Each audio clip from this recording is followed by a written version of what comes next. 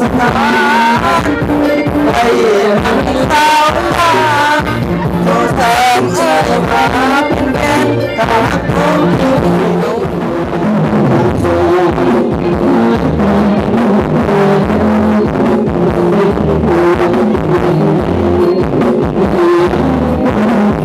บดอายแน่นอนจ้าญาติไปสามรอบสอบพี่น้องเนาะม้วนหลายเป็นว่าเนาะม้วนจังสิพี่น้องเนาะสาวในห้างแก่หน้าตายังดีอยากเจอสามีโอ้ยยังกินกันในพลอยวะโมเดลนี่เราเนี่ยจะลงสมุทรพี่น้องอีกเรื่องพี่น้องเด้อสบายดีสบายดีพี่น้องวันนี้สบายดีสบายดีไหมสบายดีไหมสบายดีสบายดีFCทุกท่านพี่น้องมื้อนี้ไปดองแล้วพี่น้องเด้อบ่ได้พบกันโดนแล้วพี่น้องมื้อนี้ถือโอกาสออกลาเลี้ยงท้องพี่น้องมื้อนี้มาดองกับลูกชายกับเมียพี่น้องภรรยาไปดองบ้านแกงแปมา2คนกับรถจักรพี่น้องรถจักรมอเตอร์ไซค์รถจักรพี่น้องติดตามผลงานเหมือนกันพี่น้องว่ามื้อนี้สิได้กินหยังได้เมนูหยังกินมื้อนี้ในงานดองเพิ่นไปขึ้นรถไปได้บัดนี้ได้ลูกชายอย่าไปก่อนเลยจังย่างลัดทุกลูกชายออกมาชมผู้ใดไปมาละมาไว้3 มื้อเหรอเพื่อนตัดจะพอมื้อคืนกันวาดนี่เนี่ยทางไปบ้านแกงเปสบายพี่น้องนี่ก็เป็นเส้นทางเข้าหมู่บ้านแกงเปพี่น้องเป็นทางดำทางลัดอย่างสะดวกสบายพี่น้องเพราะรถใหญ่บ่ค่อยเที่ยวบันไดมีแต่รถมาแก้เอาน้ำยางพาราแล้วก็มาแก้เอาอ้อยที่ชาวแปลงไร่ชาวบ้านแกงเปนี่แหละเพิ่นเห็นอ้อยก็บ่หลายปานใดพี่น้องถ้าอยู่ทางนอกทางหลังของบ่สิจิตจะโอ้พี่หลายหลายทางที่สร้างพร้อมเดียว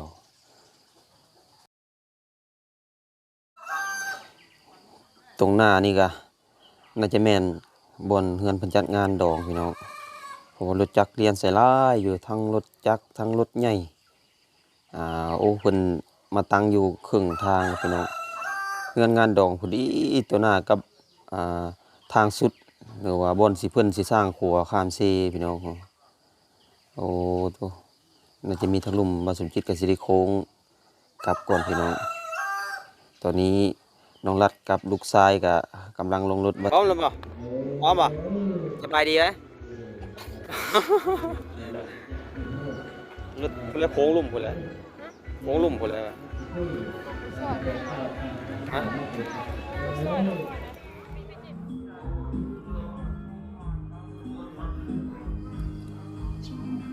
มาในงานก่อนอื่นหมดก็ต้องมาเบิ่งเจ้าบ่าวเจ้าสาวพี่น้องมาไทยโฮมก่อนบรรยากาศภายในเทิงเฮือนมีเฒ่าแก่ลุงตาสันจำมาละอยู่ในนี้เนาะพี่น้องเป็นแขกรับเชิญมันยังกะสีลงไปอยู่โต๊ะอยู่ตั้งนั่งโต๊ะนั่งตั้งหมดละเจ้าบ่าวเป็นคนจีนพี่น้องเจ้าสาวเป็นคนลาวนี่แหละเพิ่นว่าความฮักบ่มีพรมแดนพี่น้องอยู่ไกลปานใดกะถ้าฟ้าลิขิตมาพบพอกันมาสว่างกันสายแนนบ่ว่าอยู่ไกลในบนโลกนี้เนาะพี่น้องสามารถฮักกันได้หลังจากลงมาแต่ถึงเฮือนพี่น้องบนมัดแขนก็สิมาเลาะเบิ่งบรรยากาศภายในงานพี่น้องโอ้ผู้สาวงามมันตำบักหุ่งพี่น้องเป็นตาแซ่บอีหลีสมจิตกิจท่ากินตำบักหุ่งก่อนสิเข้าไปกินเบียร์พี่น้องทักทายสบายดีครับสาวๆก่อนพี่น้องโอ้เป็นตาสีตำแซ่บแท้ๆเบียร์ลาวพี่น้องบรรยากาศภายในงานกัน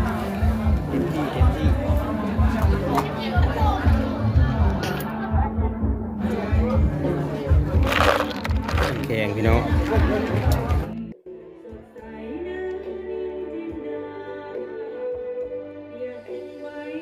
เมนูอาหารที่เปิดมาเสิร์ฟงานดองในวันนี้นะพี่น้องโอ้ของบ่สมคิดมากเลยเป็นยำเฮ็ดพี่น้องนี่แต่อาหารลูกชิ้นฮอนดอกอีกอย่างหลายๆอย่างพี่น้องขาดบ่ได้ฮิตของประเพณีทางบ้านก็ต้องลาบงัวหรือว่าลาบควายพี่น้องมาเพียอีกตามคนมักทั้ง สุกกระดิบนะพี่น้องแล้วก็อิงตามแขกพิเศษอีกโอ้มาเด้อพี่น้องเด้อกินยำเพ็ดน้ำกันมื้อนี้ก็ได้ล้างงัวนี่ก็เป็นแต่แซ่บแท้ๆพอดีบ่สมจิตบ่ได้กินข้าวเช้ามากินข้าวอยู่งานดองตั้งใจอยู่แล้วเนาะพี่น้องไปงานดองแม่นบ่จองล่ะตอนนี้ลูกชายกับน้องรัดก็พาเดี๋ยวกินเอาพี่น้อง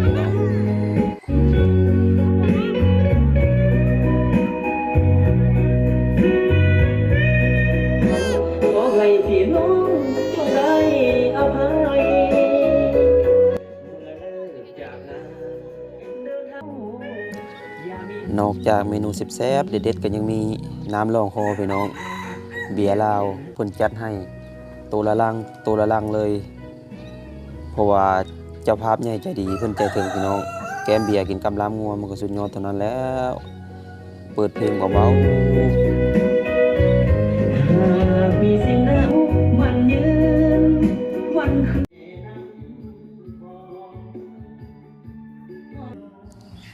นอกจากอาหารเด็ดๆนะพี่น้องก็ยังมีเด็ดกว่านั้นอีกก็คือปิ้นหมูพี่น้องโอ้สมคิดมาจอบเบิ่งเป็นตาแซ่บเป็นตาสอนอยากกินเพิ่นเด้พี่น้องเมื่อใดจะฮอดโตบ่สมคิดเนาะเพิ่นเสิร์ฟก็ได้พอแล้วก็มาต้อนรับนักร้องดังก่อนพี่น้องเพิ่นกำลังมาใหม่ๆสบายดีโอ้โดยชื่ออะไรก่อนชื่อเหมืองานเรียกยังก่อนซาแหล่พนาสิทธิพลซาแหล่พนาโคเวอร์ฝากเอฟซีนะฝากเด้อมาแต่พนักงานโชคดีมาไก่น้องเมย์เนาะ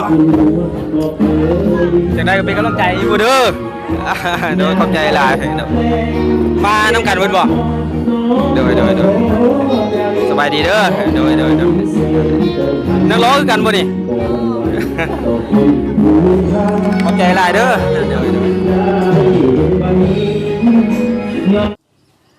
นักร้องดังมาจากบ้านนาวางเหนือพี่น้องแต่ก่อนเห็นแต่ในโทรศัพท์ใน YouTube พี่น้องมื้อนี้มาเห็นตัวจริงเลยโอ้ทั้งหล่อทั้งเทพี่น้องนักร้องเบิร์ด3คนพี่น้องเพิ่นมาเต็มสุดเต็มทีมงานแล้วมีทั้งมือคีย์บอร์ดแล้วก็นักร้องไปเด้แซ่บบ่ให้ดูตัวเนาะมันจะแบบเก่งๆเลยเนาะให้หาได้เป็นการมาพักกินกับไปส่งเด้อตอนนี้ก็ทั้งนักร้องเพิ่นกำลังรับประทานอาหารพี่น้องมาฮอดว่างกินนี้หนึ่งมาแล้วก็ทั้งเจ้าภาพเพิ่นจัดสุดใหญ่พี่น้องมีทั้งยำเฮ็ดแล้วก็ปลานิ่มพี่น้องมาต้อนรับทางนักร้องดังมาจากบ้านนาบางเหนือพี่น้อง2คนเลยพี่น้องหลายๆคนก็น่าจะรู้นักร้อง2คนนี่พี่น้องสองปีเพิ่นในของเนาะรอบนี้เพิ่นมาเปิดสองปีเป็นรอบเป็นเลยรอบเป็ดเพื่อถึงทางกระดองเนาะกระโดดหาเสียงเพลงกระโดดเลยอาเซนเนาะมันมีพวกเงี้ยต้นกล้วยกระโดดเนาะหลังจากที่นักร้องรับประทานอาหารสำเร็จก็ถือว่าเกียมเข้าสู่พิธีพี่น้องสำหรับเจ้าบ่าวกับเจ้าสาวถือว่าเกียมพร้อมแล้วทางโฆษกเพิ่นกับประกาศเตรียมให้เจ้าบ่าวกับเจ้าสาวพร้อมเพื่อเปิดพิธีในงานสิริมงคลในมื้อนี้น้องพี่น้องติดตามผลงานไปนำกันเท่าที่ฟังเสียงฮ้องนี่ก็น่าจะเป็นทางนักฮ้องดังสง่าสิทธิพลน้องพี่น้องออกเปิดตัวก่อนจังใดก็ติดตามกันน้องพี่น้องบรรยากาศการฟ้อนเกี่ยวกันระหว่างเจ้าบ่าวกับเจ้าสาวเปิดงานในมื้อนี้นะพี่น้อง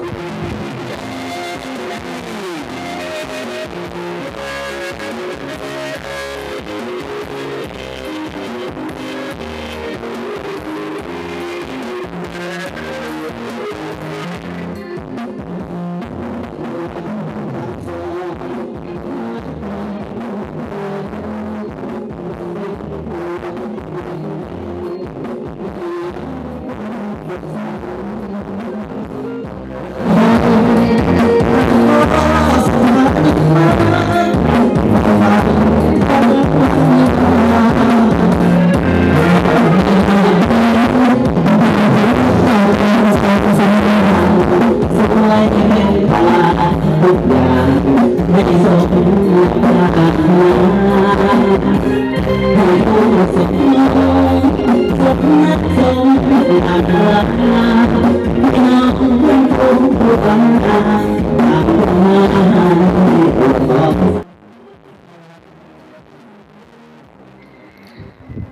อโทษขออภัยนั่นไม่หลายพี่น้องเสียงตู้มันดังแห้งอีหลีบอสจิตไปถ่ายซึ่งกำหน้าตู้และเสียงมันโอ้โหพี่น้องแน่นเสียงโทรศัพท์จุดแตกขอโทษขออภัยนั่นไม่หลายพี่น้องเบิ่งบรรยากาศในการฟ้องระหว่างเจ้าบ่าวกับเจ้าสาวก็เหมาะสมกันดีพี่น้องเอ้ย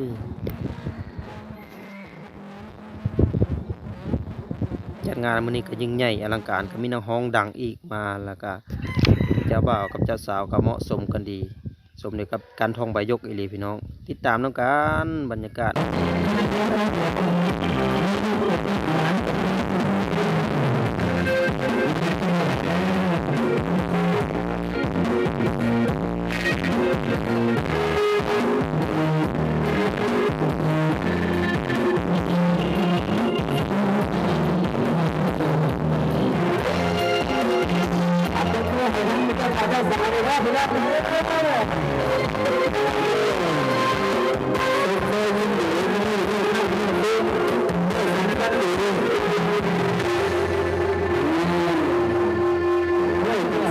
อะไร2 แก้วก็พอจักหน่อยเมื่อขอบใจ FC พี่น้องเด้อคันบ่มีพี่น้องต้องตายเฮา FC ก็ทุกคนนี่ขอบคุณกดไลค์กดแชร์สาวแหล่ตามมาบ่ได้มาฮอดปากนี่กับพี่น้องแล้วซาวตลาดดีขอบใจหลายๆเด้อจะมารวมกันจ้า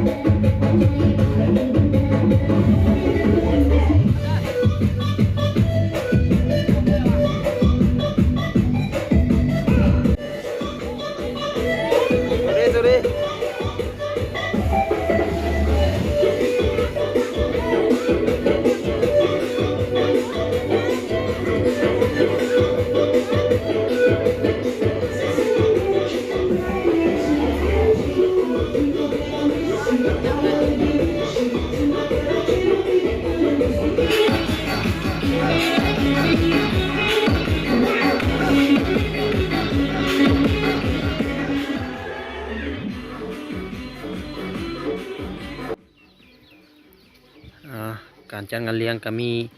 ครบแล้วก็มีจากเนาะพี่น้องหลังจากที่เพิ่นเสร็จสิ้นภารกิจขึ้นเวทีผ่านไป 3-4 ชั่วโมงพุ่นละก็ถึงเวลาที่เพิ่นกลับแล้วตอนนี้ก็เป็นเวลาอยู่ 4 โมงครึ่งการนำลากับบ่ธรรมดาพี่น้องอยู่นำกัน 3-4 ชั่วโมงก็ได้ลืงได้ทักทายสบายดีกันแทบว่าอยากให้อยู่นำกันจนค่ำๆพุ่นแหละพี่น้องนักร้องกับเพิ่นติดภารกิจทั้งหน้าเพิ่นก็เลยพาไปสำหรับเจ้าภาพเพิ่นสาใจเพิ่นอยากให้เมานำกันจนค่ำจนมืดไปละพี่น้องสำหรับคลิปนี้ก็สิขอจบคลิปเพียงสำนี้พี่น้องเจอกันคลิปหน้าพี่น้องขอให้ทุกท่านโชคดีบ๊ายบาย